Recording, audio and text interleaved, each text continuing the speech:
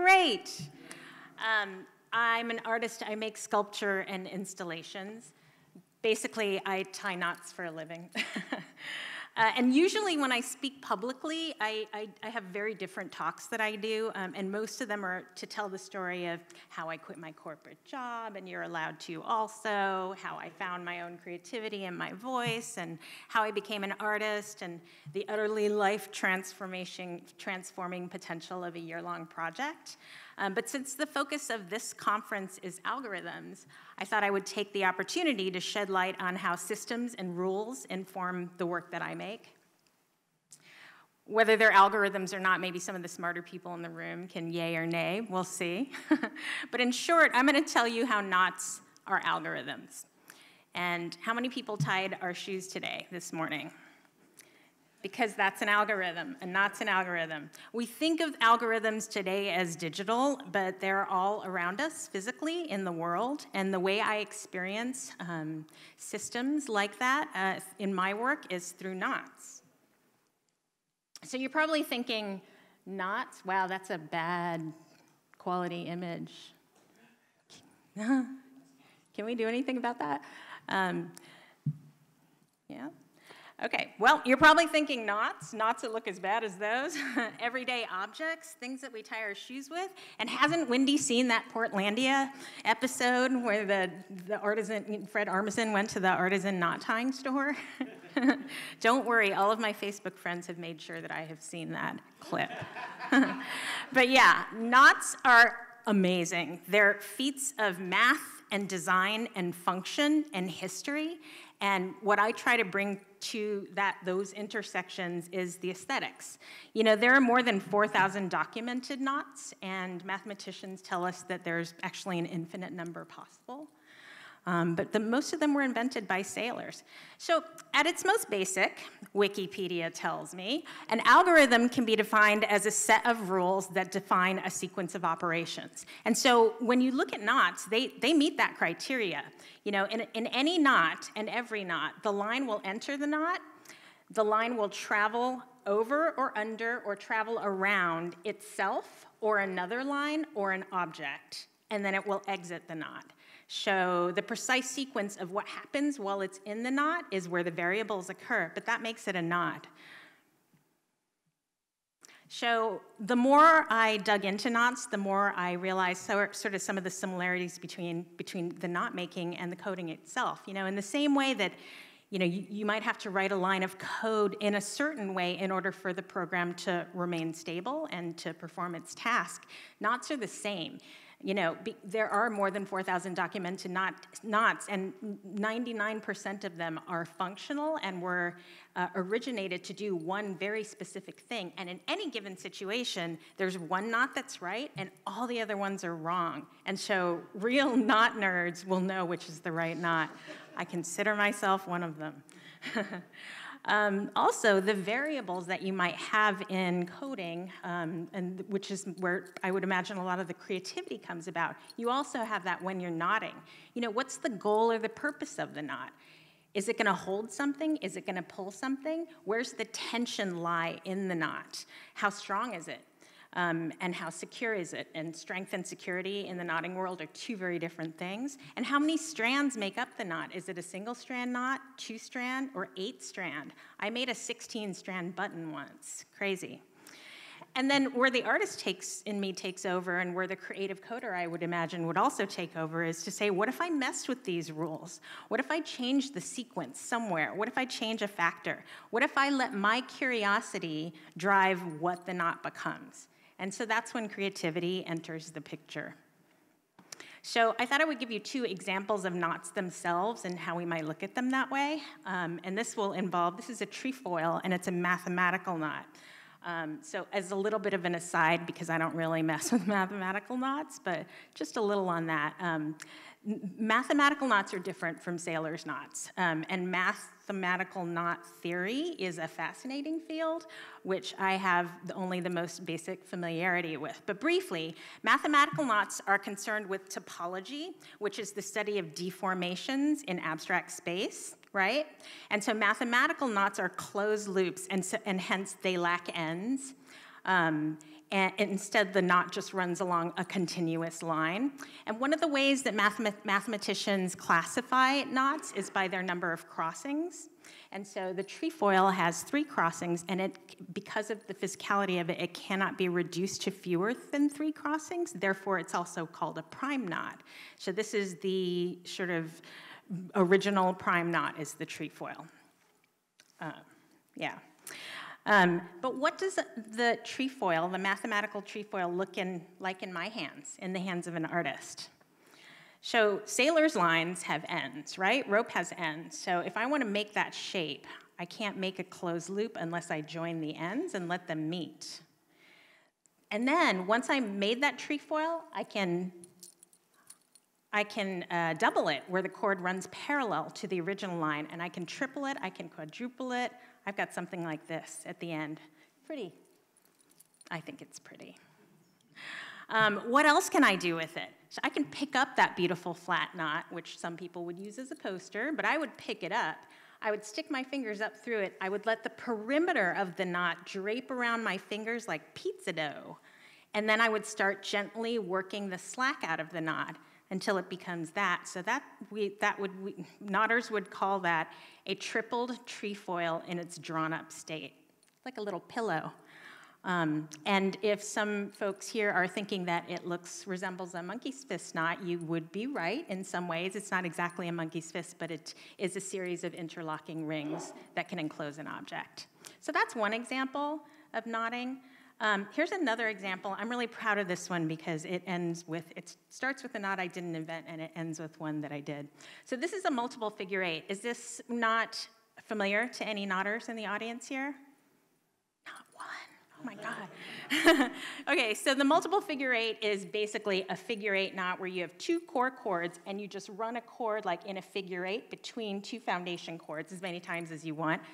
By the way, multiple figure 8s are really perfect as hoodies on the ends of your hoodie strings, because then your hoodie strings will never go up into your hood again. So they're really helpful for that. So the multiple figure 8, I call it rope candy for obvious reasons, very cute, is a known knot that every basic knotter knows. And so what I started thinking was, what if I increase the numbers of turns around each of the legs? And what if I pulled one of the core chords tighter and left one of them loose? What would happen then? So here's what that looks like. So here's my 2 foundation core chords. I'm going to make 1 turn around the top chord, and then I'm going to make 2 around the bottom one. So I'm not really figure 8ing anymore. I'm going 1, 2, 1, 2, 1, 2. And so what if I did that in series, where the upper leg has just single turns and the bottom leg has double turns? So what happens then when we pull the core chords tight is that the single ones contract more. So we have this beautiful shape, and it curls back on itself. And then, furthermore, I began to think, what if I pulled one of those foundation legs as short as it could be, and that would mean that it was straight, right? The shortest distance between any 2 lines is straight. And what if I used a very long length of rope? What if I used 30 feet of rope to make this knot? I think that, what I suspected was that the knot would begin to curl back on itself. It wouldn't just be a half circle, it would start curling back on itself, and indeed, it became the corkscrew. So I'm so glad I came up with the name of the corkscrew. At first, I had to call it Wendy's Winding Spiral, which is so bad. But it's the corkscrew, and I've tried checking it out with the International Guild of Knot Tiers, and I believe that I have originated this one.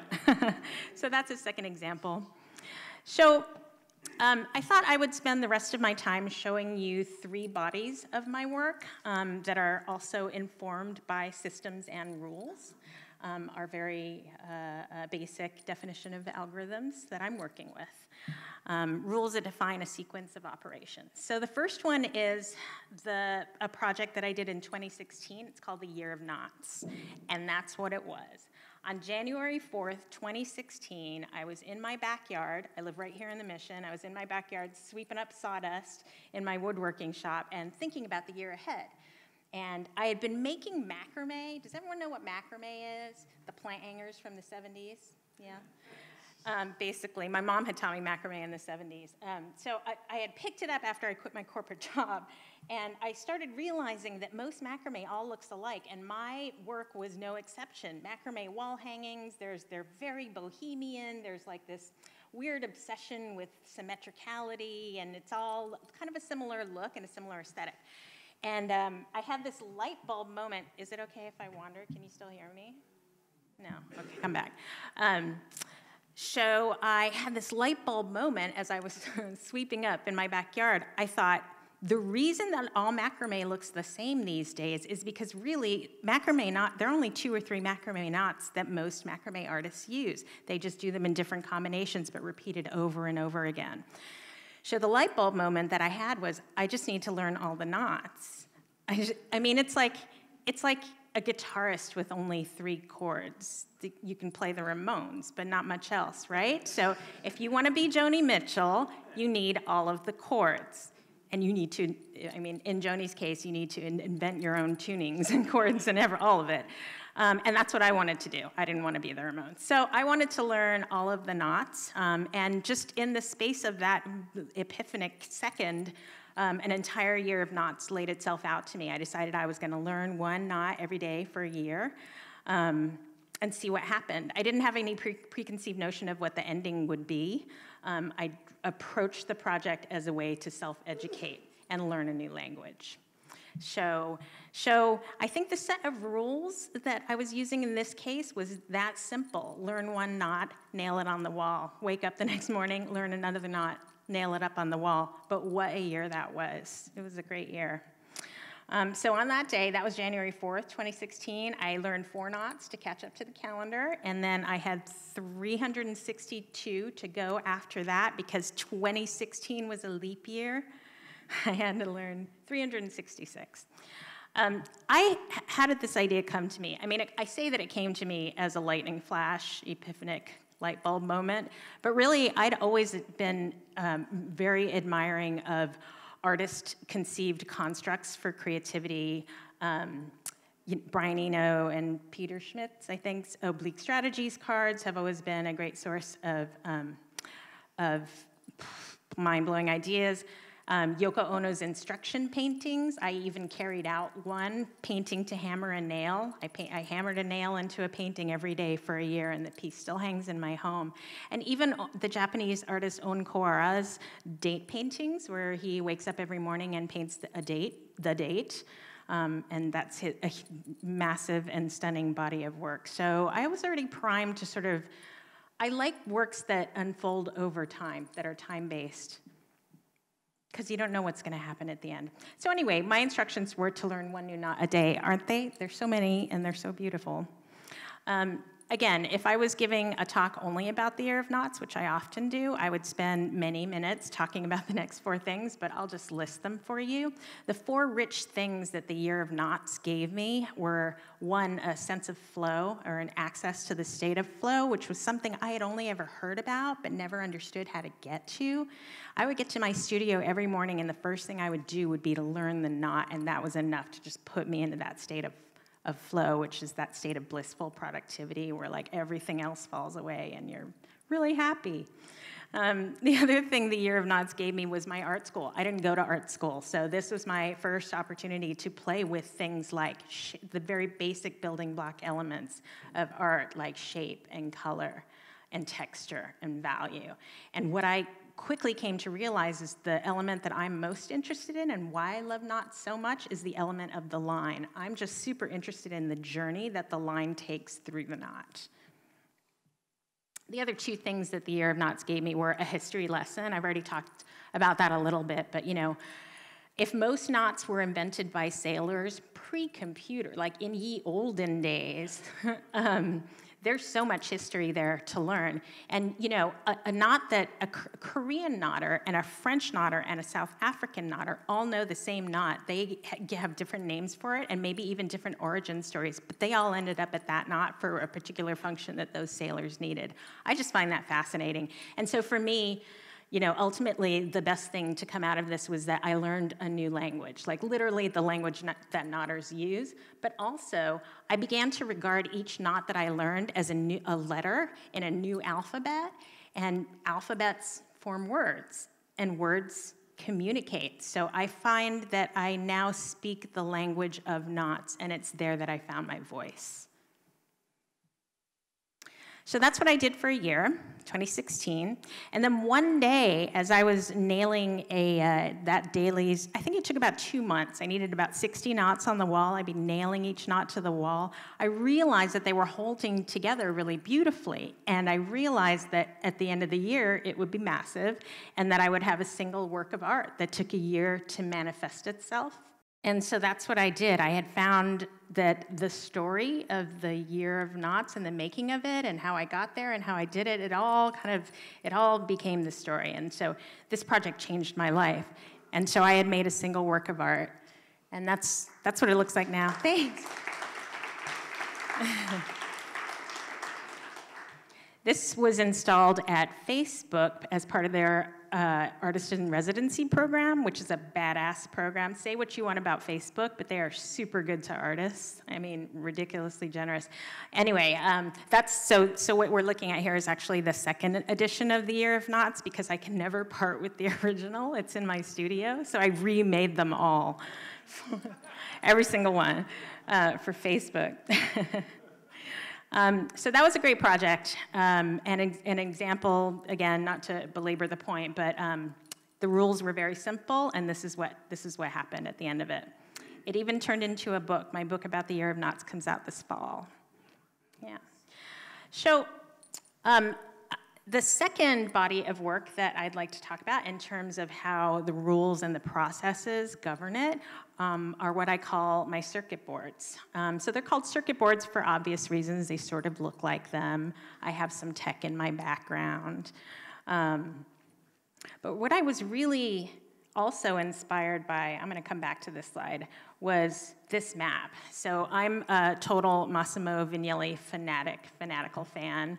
The master Italian designer whose monumental work, in my opinion, was the New York City transit map from the 70s. And what he was able to, I mean, like the best graphic designers can do, what he was able to do was devise this logical visual system whereby just a few lines and a few colors running in parallel or not running in parallel, everything had meaning. And so he devised a system that could take all the complexity of a municipal travel system and simplify it so that anyone could understand it. I'm in awe of this piece. So when I started making the circuit boards, I didn't have as many rules as Vignelli did in his system or the grid systems that he used to design magazines and publications. My system was that I started always at the top left with 3 chords, and then I would see what would happen. There were things that could happen and things that couldn't happen. Ropes could go, they were affected by gravity, so they would always need to move downwards. I could only ever have 2 or 3 rows of the hitches, never 4 and never one by itself. These might sound like arbitrary distinctions, and they were, because I'm an artist and I get to do it that way. And I get to say that these are the aesthetic decisions, but the point is that they were aesthetic rules that I didn't stray from. I got to make the rules in a playful way, but I didn't stray from them. Where can the line go? Where can the line not go? And as the piece progresses and you get near the bottom of it, there are fewer options. So it becomes kind of a challenge, almost like piecing a puzzle together when I'm making these. And so the result is that I've made dozens of these now. Each one is unique, and yet they are all made within the same set of rules, where the eye is, the experience of looking at it is your eye is invited to pick a line and travel with that line throughout the piece, and you get to enjoy the visual pleasure of that journey. Yeah. So those are the circuit boards. So the last example I'll give is a little multi-part, so once I realized that I was really obsessed with the line, maybe even more so than the knot, I started becoming obsessed with the simplicity of an unadorned line, and so I made several works like this one where I'm basically just lacing rope up and down between 2 parallel axes. It's pretty. But pieces like this are really fun to do, just as an aside. They're really fun to do because there's so much rope involved that you're like, what do you do with the ends? When you're a knotter, the whole dilemma is like, what do you do with the fucking ends? Because they're messy. And so I hid the end. It's kind of hard to see, but I hid the ends in the what looked like little white beads along there. I tied double English knots there, which double English knots can hide ends. So whenever I ran out of rope, I would attach the next rope that way. So the ends are hidden. Personal victory. So after making these, I got bored a little quick because, parallel lines between two parallel axes, there's only so much you can do. So I started thinking, what if you strung lines between two parallel axes and then you changed the axis of one of them 90 degrees? And I would sketch it out on the computer first. Is it going? Oh, this is supposed to be a movie. That's supposed to be a... No. Yeah. Well, guys, that was supposed to be a movie showing what happens when the lines... Yeah, I don't think I'm going to be able to play it for you. Okay, so these are some parallel lines, and it's an animation showing what happens when... Oh, my God. It's totally not happening here. Yay. Okay, so so that's what happens when the axes are changed and then the viewer or the object changes position, then you see curves. It's so magical. That became the body of work that I call the twisted planes. This is installed in downtown San Francisco in a double height lobby, so you look up at it. And as you move through and under the work, the lines change and the curves change. Yeah. So after making the twisted planes, I got more and more excited with this concept, and I started thinking about, I was inspired by the artist Sol LeWitt, I don't know, yeah, who did permutations of cubes. So I started thinking about well, what if I tried every permutation of the changed axis, twisted planes idea within a cube and then arranged them super beautifully? What would happen then? So this is what the computer told me it would look like. Yeah. So what if I took all of these permutations of these flat, straight lines,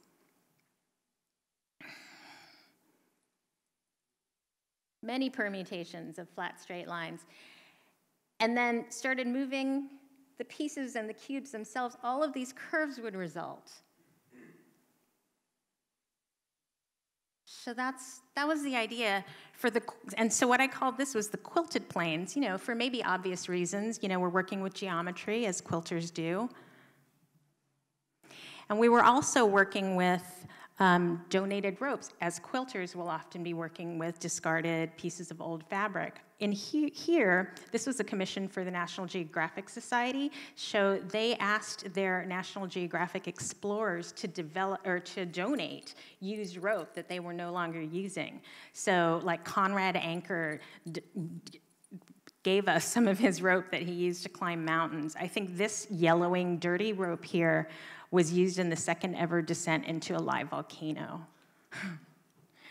That rope on the right there was used by a scientist who studies tropical canopies, so it helped him escape howler monkeys, and he proposed to his husband using that rope. So the history and the richness in the materials was quite wonderful. Has nothing to do with our algorithms, but it was quite wonderful. So that's what this piece turned out looking like. I just got, oh yeah, there's a video. It was really fun to make. It was really fun to make. That's a picture. I'm going to need to send in a photographer of my own to really capture the work itself, but that's how it's installed at National Geographic. The idea being that, people can move around and underneath it and really experience the changing vistas as they experience it. So that's the end of my talk. In conclusion, I hope I opened your eyes to how algorithms, again, just a simple set of rules informing a precise sequence of operations, can appear in places all around us, large and small, from the simplicity of tying your shoes to the grandeur of art and sculpture.